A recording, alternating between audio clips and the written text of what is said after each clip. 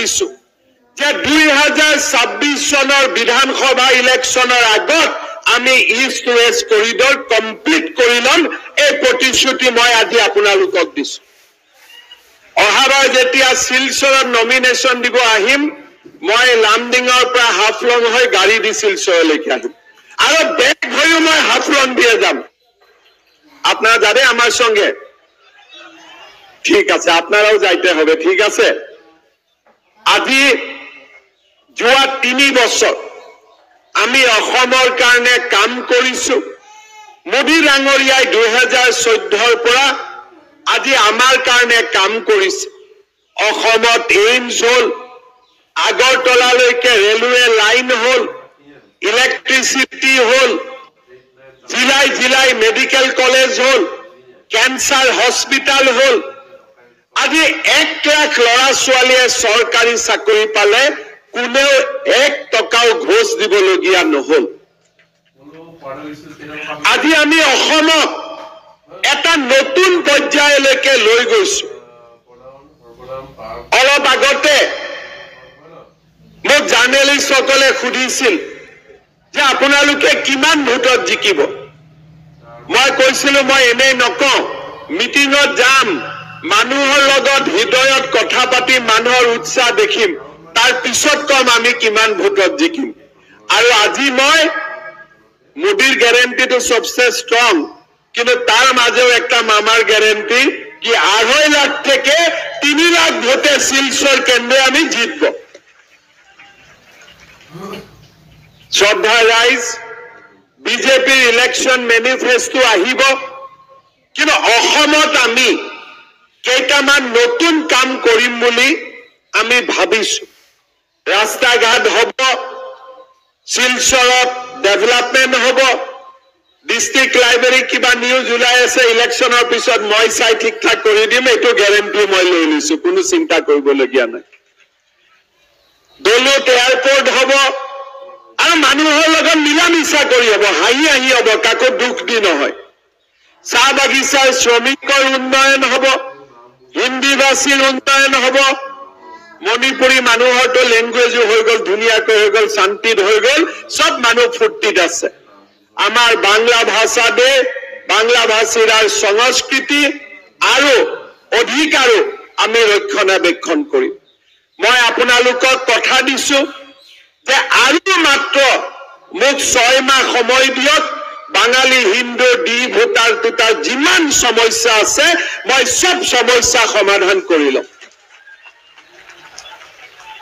আগতে মই কোৱা নাছিলো ডাইৰেক্ট টাইম দি কিয় কোৱা নাছিলো কাৰণ দিল্লীত অলপ কাম বাকি আছিলে এতিয়া দিল্লীত কাম কমপ্লিট হৈ গ'ল বাকি ষ্টেট গভৰ্ণমেণ্টৰ কাম কোনো মানুহৰ কষ্ট নোখোৱাকৈ জেনুইন মানুহৰ কাজ জেনুইন মানুহৰ সমস্যা সব আমি সমস্যাৰ সমাধান কৰবে এই প্ৰতিশ্ৰুতি আজি আপোনালোকক আমি দিছো শ্ৰদ্ধা ৰাইজ দুখীয়া দৰিদ্ৰ মানুহৰ কল্যাণৰ কাৰণে কাম কৰা আমাৰ দায়িত্ব আৰু কৰ্তব্য আজি আপোনালোকে দেখিছে যে যেতিয়াৰ পৰা অসমত বিজেপিৰ চৰকাৰ হৈছে হিন্দু মুছলমানৰ দাঙ্গা নাই सबका साथ सबका विकास गरीब लोकेर उत्थान আৰু गरीब लोकेर विकास চাকৰি পাইছে কোন জাতি পঢ়িছে চাকৰি পাইছে মেডিকেলত পঢ়িছে মেডিকেল সিট পাইছে আজি আমাৰ সমগ্ৰ অসমতে সকলো মানুহৰ এতিয়া বিশ্বাস নৰেন্দ্ৰ মোদী আজি মোদী ডাঙৰীয়াৰ নেতৃত্বত ভাৰতে আজি সকলো ফালতে আগবাঢ়ি গৈছে ভাৰত এতিয়া বিশ্বৰ 5th ইকনমি মইতো বিশ্বাস কৰো নৰেন্দ্ৰ মোদী ডাঙৰীয়া যদি আৰু 10 বছৰ ভাৰতৰ প্ৰধানমন্ত্ৰী হৈ থাকে India will be 3rd largest economy then India will be 1st largest economy আমি আমেৰিকা আৰু চাইনাকো পিছুৱাই পেলাই আৰু যি ৰকম ভাৰতৰ বিকাশ হৈছে আজি আমাৰ অসমৰো বিকাশ হৈছে মই যেতিয়া ইলেকশনত যাওঁ যেতিয়া মই মানুহক কওঁ যে আমাৰ ভাৰতৰ আজি যিমান ডেভেলপমেন্ট স্কিম গৰীব কল্যাণৰ স্কিম হৈ আছে এই স্কিম বিলাক কবাত নহয় কবাত অসমত আৰম্ভ হৈছে মই মধ্যপ্ৰদেশ গৈছিলো ছত্তীশগড় গৈছিলো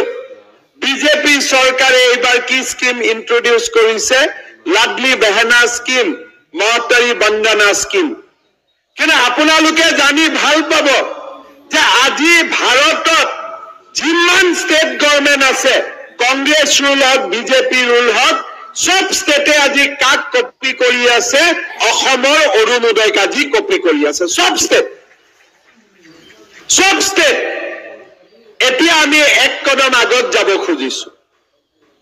আৰু আমি নতুন স্কিম বনাব খুজিছো যি স্কিম সমগ্ৰ ভাৰতবাসীৰ জন্য আদৰ্শ হবে আজি মোদী ডাঙৰীয়াৰ আশীৰ্বাদ অসমৰ মানুহৰ আশীৰ্বাদ আমি এক ফালৰ পৰা কাম কৰি গৈ আছো